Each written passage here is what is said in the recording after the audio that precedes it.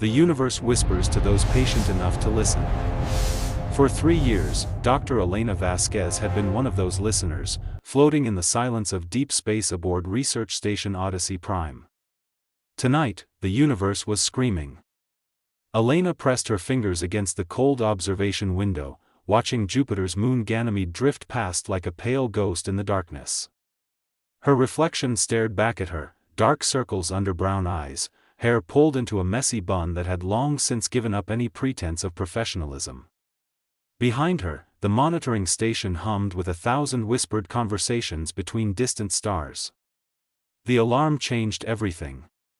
It started as a soft ping, almost apologetic in its interruption of the 2 a.m. silence. Within seconds, it escalated into an urgent wail that sent Elena scrambling from her observation post to the main console. Her hands flew across the holographic displays, pulling up data streams that made her heart stop. "No," she breathed. "That's impossible." The signal pattern scrolling across her screen was not random cosmic noise. It was mathematics.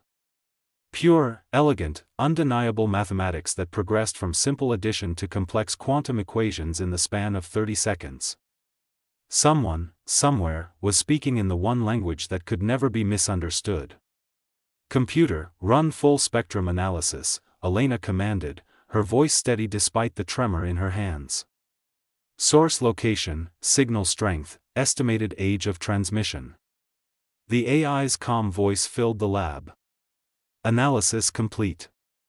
Signal originates from Sector 79 Alpha, approximate distance 26,000 light-years. Signal degradation suggests transmission age of 80,000 years, plus or minus 500 years." Elena sat down hard in her chair, the breath leaving her lungs in a rush. 80,000 years. When this message began its journey across the void, humans were painting animals on cave walls. They were learning to shape stone into tools. They were just beginning to wonder if they were alone in the vast darkness above their heads. They were not alone. They had never been alone.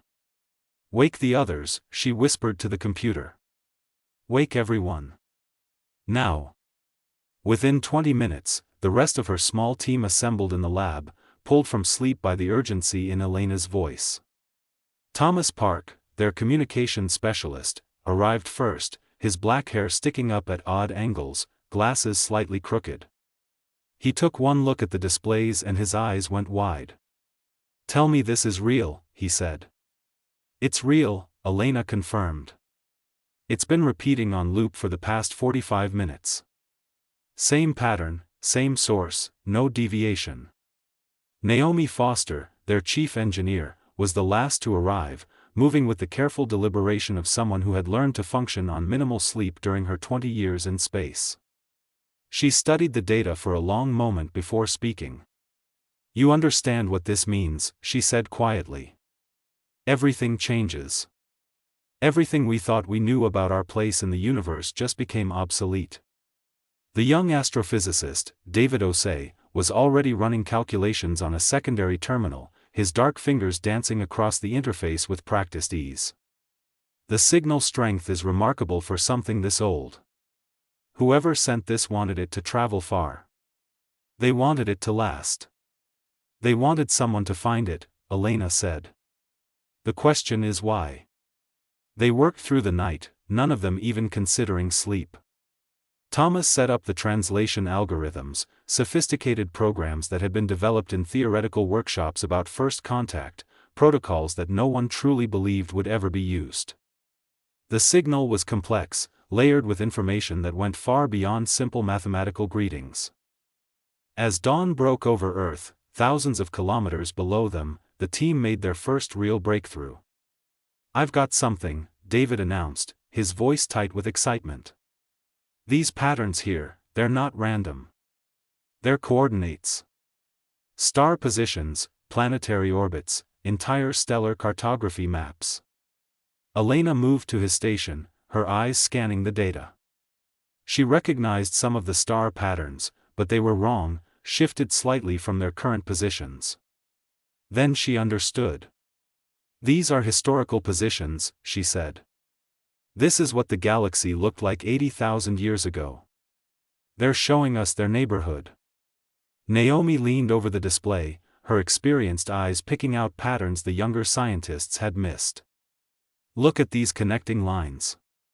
Those aren't just random marks. They're routes. Communication pathways, maybe trade routes. This is a map of an entire civilization's reach across the stars. The implications were staggering.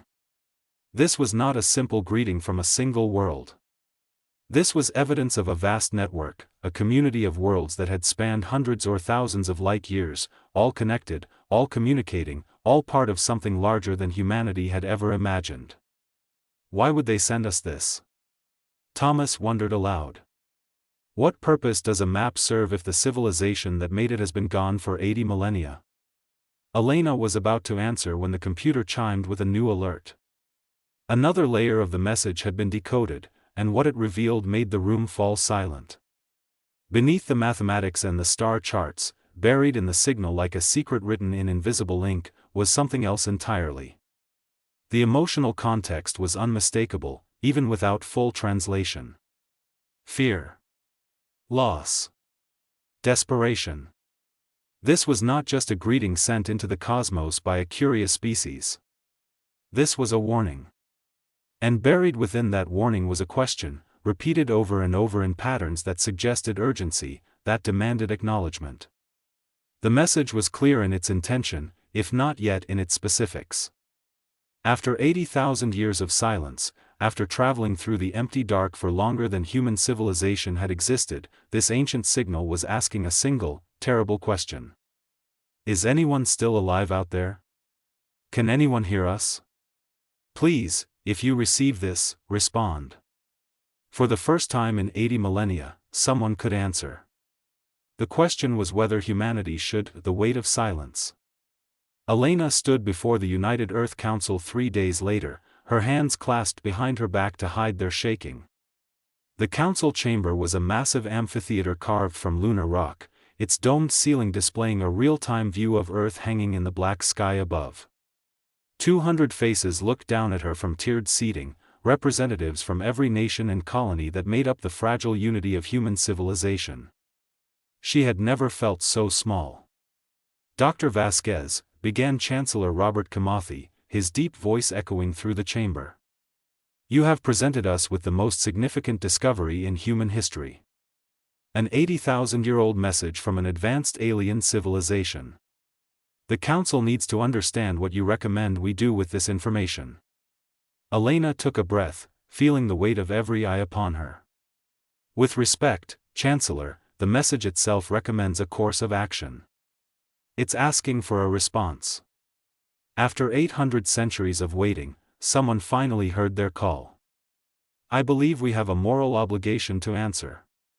Murmurs rippled through the assembled council. A woman in the second tier stood, her red hair catching the light from the Earth view above. Dr. Rebecca Stone, the council's chief xenobiologist, had a reputation for caution that bordered on paranoia. A moral obligation to whom? Dr. Stone asked, her voice sharp. To ghosts? Dr. Vasquez, this civilization has been extinct for longer than our species has been capable of abstract thought. We're not answering their call. We're shouting into a graveyard and advertising our location to whatever might be listening.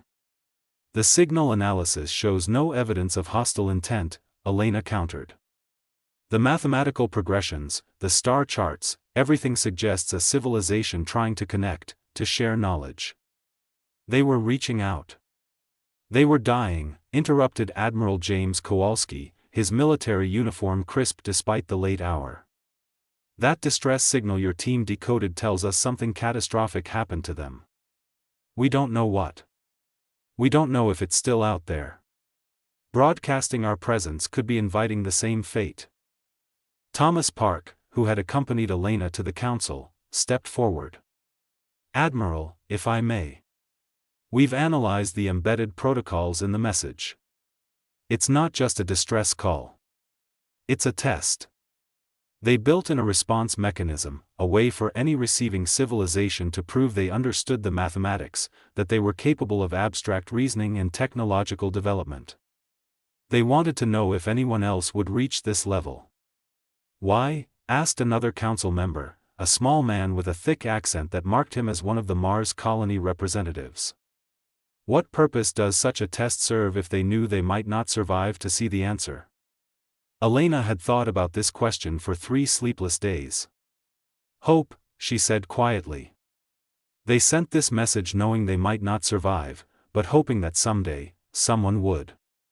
They wanted proof that intelligence, consciousness, the ability to wonder and dream and reach for the stars, that all of it wasn't just a temporary accident. They wanted to know that the universe would still have voices in it, even after theirs went silent. The chamber fell quiet. Elena could see the conflict on faces around her, the fear warring with curiosity, the caution battling against the fundamental human need to connect, to reach out, to answer when someone calls. Chancellor Kamathi leaned forward in his seat.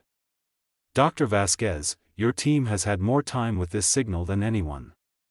What else have you found? What aren't you telling us?" Elena exchanged a glance with Thomas. They had debated sharing this information, knowing it would complicate an already impossible decision. But hiding it felt like a betrayal of the trust the council had placed in them. "There's another layer to the message," she admitted. "Something we only decoded this morning. It's a countdown." The murmurs grew louder. Admiral Kowalski stood, his face hard. "Explain." "The signal contains a temporal marker, a way to measure time that's independent of any single planetary rotation. Based on our analysis, the countdown began the moment the signal was first transmitted. It's been counting down for 80,000 years." Elena paused, her mouth dry. "It reaches 0 in approximately 6 months. The chamber erupted. Voices overlapped, some shouting questions, others demanding action, still others calling for silence and caution. Chancellor Kamathi struck his gavel repeatedly, the sharp cracks barely audible over the chaos. "Order," he bellowed. "I will have order in this chamber." Gradually, the noise subsided. The Chancellor turned his intense gaze back to Elena. "What happens when the countdown reaches 0? "We don't know," Elena admitted. "It could be nothing, just an arbitrary endpoint they chose. Or it could be something else. A rendezvous point in time. A moment when something activates. The message doesn't specify." Dr. Stone spoke again, her voice cold with anger. "And you want us to respond to this? To broadcast our location and our level of technological development to the entire galaxy when we have no idea what we're triggering? I want us to not waste the sacrifice they made," Elena shot back, her composure finally cracking. This civilization knew something was coming for them. They knew they were likely going to die. And instead of spending their last moments in fear or despair, they built this message. They poured their knowledge, their history, their desperate hope into a signal and sent it out into the darkness, trusting that someday, someone would care enough to listen. We're that someone. We're the answer to a question asked before our ancestors could even conceive of asking it themselves. You're asking us to gamble the entire human race on your interpretation of alien intentions, Admiral Kowalski said. I'm asking us to be worthy of the gift we've been given, Elena replied. To show that we're more than just frightened children hiding in the dark.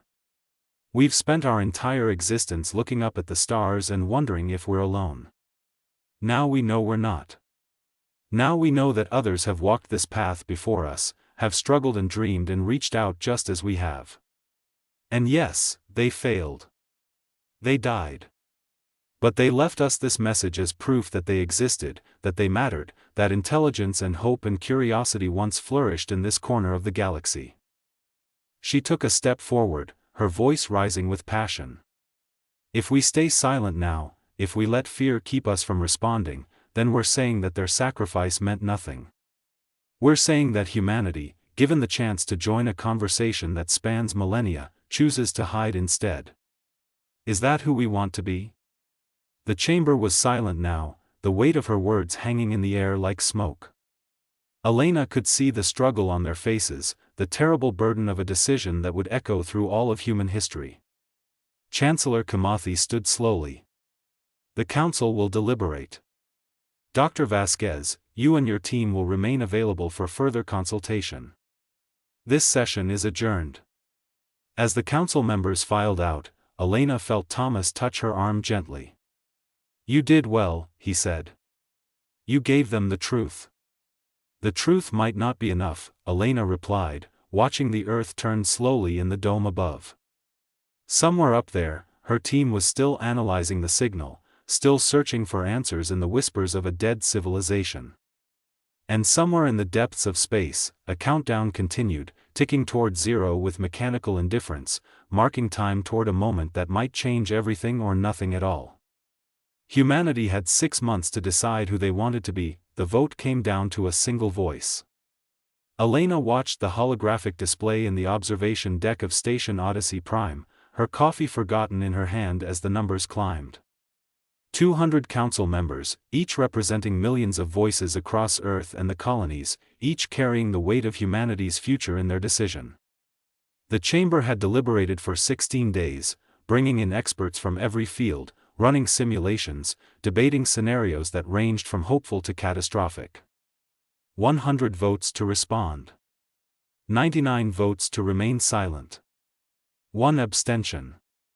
Chancellor Kamathi's face filled the screen, and Elena could see the exhaustion etched into every line.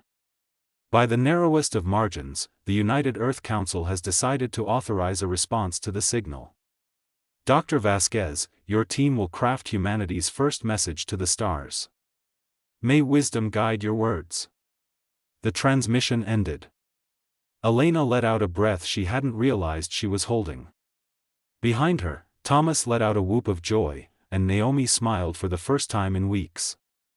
David simply closed his eyes, his shoulders sagging with relief.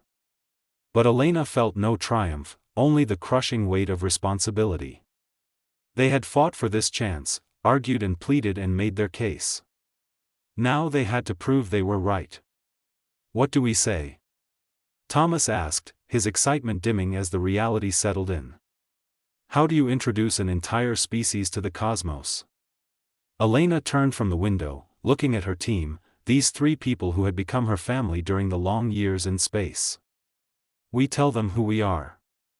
Not who we wish we were, not some idealized version of humanity. We tell them the truth. Over the next month, they worked harder than they ever had. The message had to be perfect, comprehensive yet concise, honest yet hopeful. They included everything, humanity's history, both beautiful and terrible. The wars we had fought and the peace we had struggled to build. The art we had created, the music that moved us, the stories we told ourselves about who we wanted to be. They included scientific data, proof of our technological development, evidence that we understood the mathematics they had sent. But more than that, they included something the ancient civilization might not have expected. They included failure. We need to show them we're not perfect, Elena insisted during one late-night session. They sent us a distress signal. They showed us their vulnerability. We should do the same. So they told the story of Earth's near collapse, the climate disasters of the 21st century, the wars that had almost destroyed them. They spoke of mistakes made and lessons learned, of humanity's slow, painful journey from a fractured species on a single world to a unified civilization reaching for the stars. They spoke of doubt and fear, of the nights when the darkness seemed too vast and the distance between stars felt like a prison. And they spoke of hope. The stubborn, relentless hope that kept humans building and dreaming even when logic said to give up. The same hope that had driven an ancient civilization to send one last message into the void, trusting that someone, someday, would care enough to answer. As the deadline approached, Elena found herself in the observation deck more and more, staring out at the infinite darkness. Jupiter hung in the distance, its storms raging in silence. She thought about the beings who had sent that first message, wondered what they had looked like, what they had loved, what they had feared in their final moments. Do you think they knew? Naomi's voice came from behind her. The older woman moved to stand beside Elena, her reflection ghostly in the reinforced glass. That it would take this long for someone to answer? I think they hoped someone would, Elena said. Even if it took forever. That's what hope is, isn't it? Believing that someone will hear you, even when you can't hear them call back. The day came when their message was complete. The team gathered in the main lab, running final checks, making last adjustments. The response would be broadcast from every major communications array humanity possessed, a unified voice speaking for an entire species. Elena's finger hovered over the transmission button. She thought about all the arguments against this moment, all the fears and warnings. They might be inviting disaster. They might be exposing themselves to dangers they couldn't imagine. They might receive no answer at all, shouting into a void that had swallowed civilizations before them. But they might also be joining something larger than themselves. They might be proving that intelligence and curiosity and the desire to connect were not temporary accidents but fundamental forces in the universe, as persistent as gravity, as enduring as light itself. For 80,000 years, they waited, Elena said softly. Let's not make them wait any longer. She pressed the button. The message launched into space at the speed of light, carrying humanity's voice toward the galactic core. It would take 26,000 years to reach the origin point of the original signal. By then, Elena would be long dead, her bones dust, her name perhaps forgotten. The team around her, the council that had debated their choice, every human alive at this moment would be ancient history. But the message would still be traveling, still carrying the proof that humanity had existed, had wondered, had reached out when called.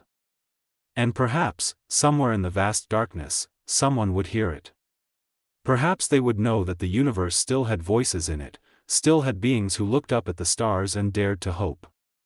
3 months later, as the ancient countdown ticked toward zero, humanity held its breath. Observatories around the solar system tracked the coordinates embedded in the original message. Warships stood ready, just in case the admiral's fears proved justified. Scientists monitored every wavelength, searching for any change, any response. At precisely 0300 hours on a Tuesday morning, the countdown reached zero. And the sky came alive with answers. Not from one source, but from thousands. Signals blazing into existence across the galaxy, each one following the same mathematical patterns, each one a voice that had been waiting for someone to start the conversation. They had all heard the original message. They had all been waiting, wondering if anyone would be brave enough to answer. Humanity had not responded to one dead civilization's last desperate call.